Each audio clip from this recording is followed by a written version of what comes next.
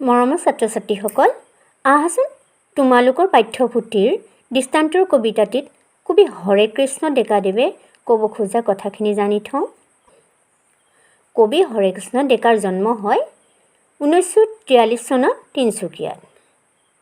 তেওঁ 1959 চনত মেট্ৰিক, 1965 চনত গুৱাহাটী বিশ্ববিদ্যালয়ৰ পৰা ইংৰাজী বিষয়ত স্নাতকোত্তৰ ডিগ্ৰী লাভ কৰে।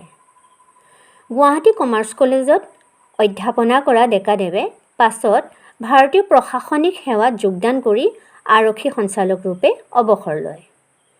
তেওঁ দ্য চেণ্টিনেল আৰু গৰিয়সী আলোচনীৰ সম্পাদক আছিল।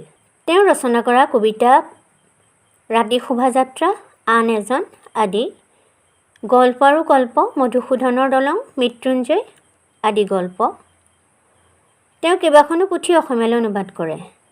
ডেকাদেৱে 1987 চনত সাহিত্য একাডেমী বঁটা, 1996 চনত কথা বঁটা, 2010 চনত অসম উপত্যকা সাহিত্য বঁটা লাভ কৰে।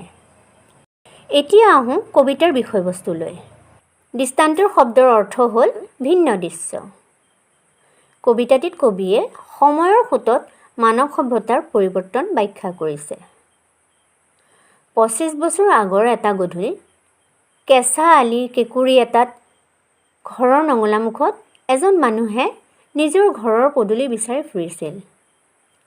আকাশ ধিয়াই থকা কেইজোপামান কাঁকিনি তামোল নমিত নমস্কাৰ ভংগীৰে দাঁতিত থকা আগলি বাঁহে ঘৰটোৰ পৰিৱেশ সুন্দৰ কৰাৰ লগতে পূৰ্ণিমাৰ জোনে গধূলিটো ফটফটীয়া কৰি তুলিছিল। এনে সুন্দৰ গধূলিটোত কবিয়ে ঘৰটোৰ বাসিন্দাগৰাকীক লগ পাইছিল। কুকুৰীকণা মানুহজনে নিজৰ ঘৰটো বিচাৰি পোৱা নাছিল। কবিয়ে মানুহজনক হাতত ধৰি ঘৰটোলৈ আগুৱাই দিয়ে। মানুহজন বাহ্যিকভাৱে কষ্টত আছিল যদিও মনেৰে সুখী থকা কথা কবিক জনাবলৈ পাহৰা নাছিল।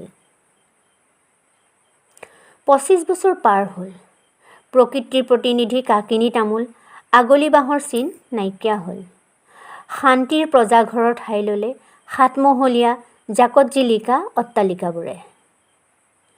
25 বছৰ আগৰ গধূলিত পথৰ আশে পাশে মানুহৰ চিনচাব নাছিল। 25 বছৰৰ পাছত সন্ধিয়াৰ পাছতো মানুহ পিয়াপি দি ফুৰিছিল।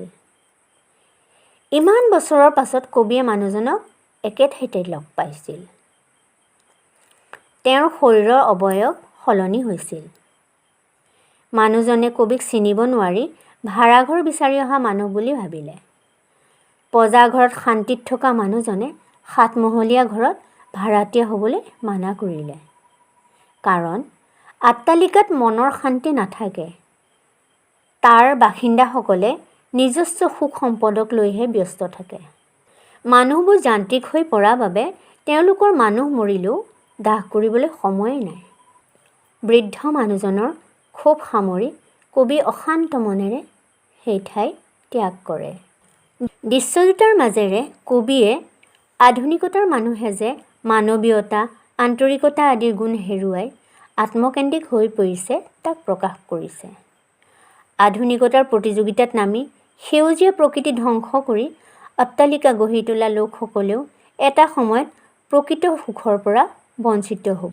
কবিয়ে কবিতাটিৰ মাজেদি এইখিনি কথাকে ক'বলৈ বিচাৰিছে।